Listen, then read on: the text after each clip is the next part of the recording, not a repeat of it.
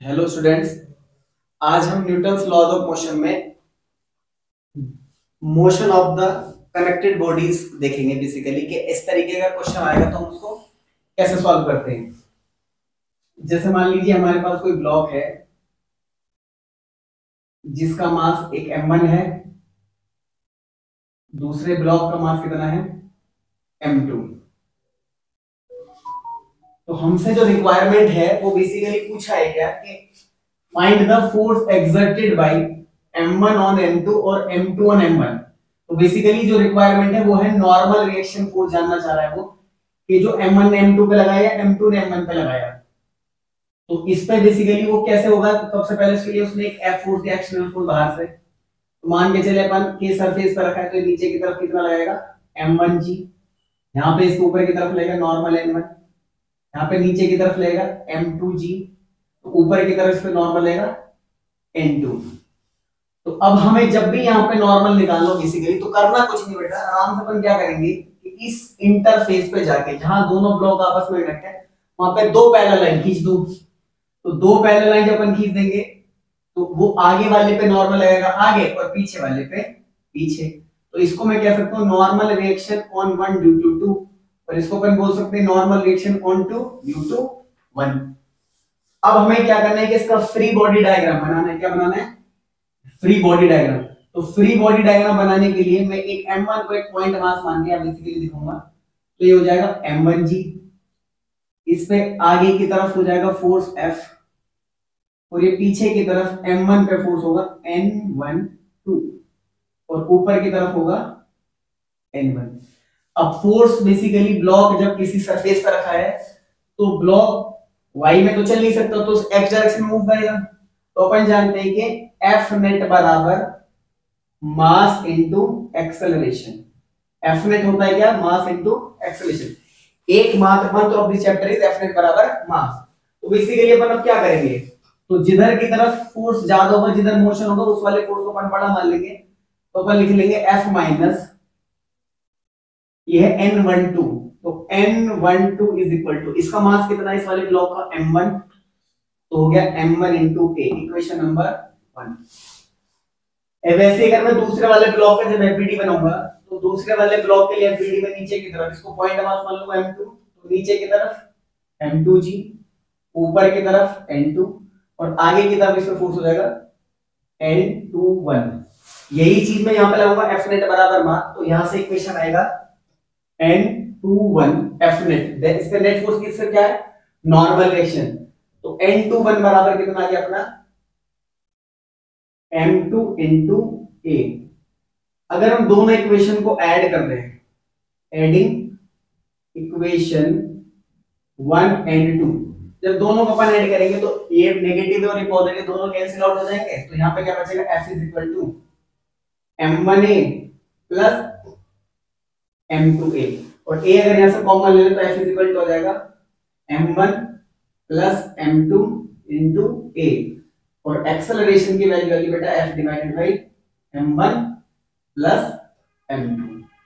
तो इसको अपन बोल सकते हैं एक्सेलरेशन इज इक्वल टू इस पे जो मोशन प्रोड्यूसिंग फोर्स, अगर हम इस पूरे को सिस्टम मान लें, दोनों को अगर एक ही ब्लॉक मान लें तो मोशन प्रोड्यूसिंग फोर्स कौन है? F, और टोटल मास क्या है? m1 plus m2। तो हमारा यहां से एक शॉर्टकट भी बना सकते हैं, acceleration of the system basically होगा, इसके लिए एक फॉर्मूला है mpf minus mof divided by net मास।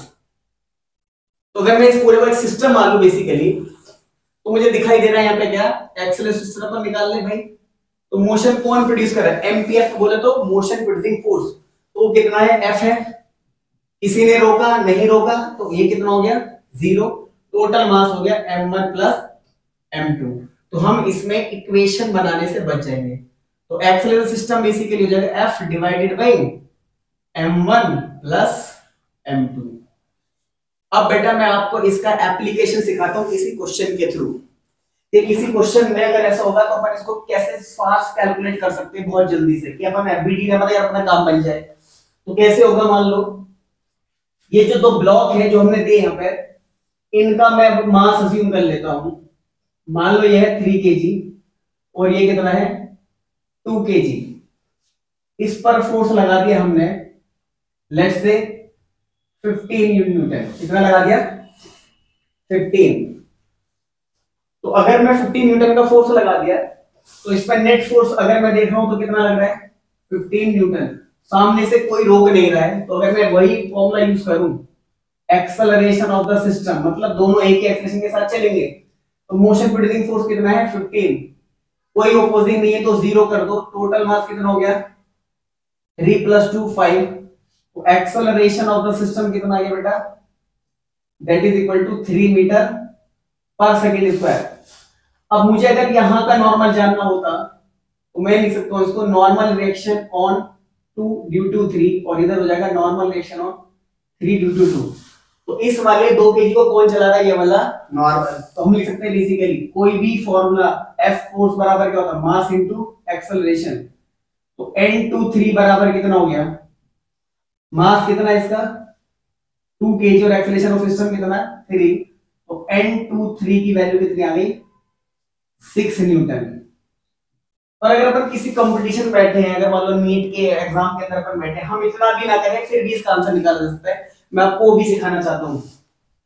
इसके लिए मैं यूज करूंगा लॉ ऑफ इनर्शिया का।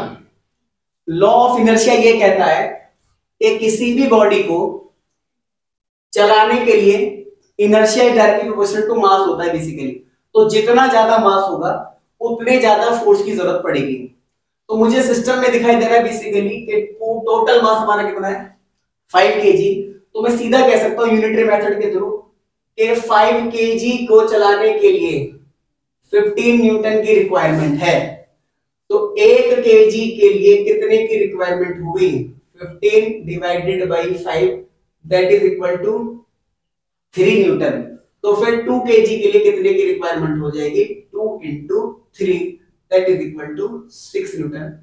That is the answer. I hope कि आपको ये कंसेप्ट समझ आया होगा। Thank you.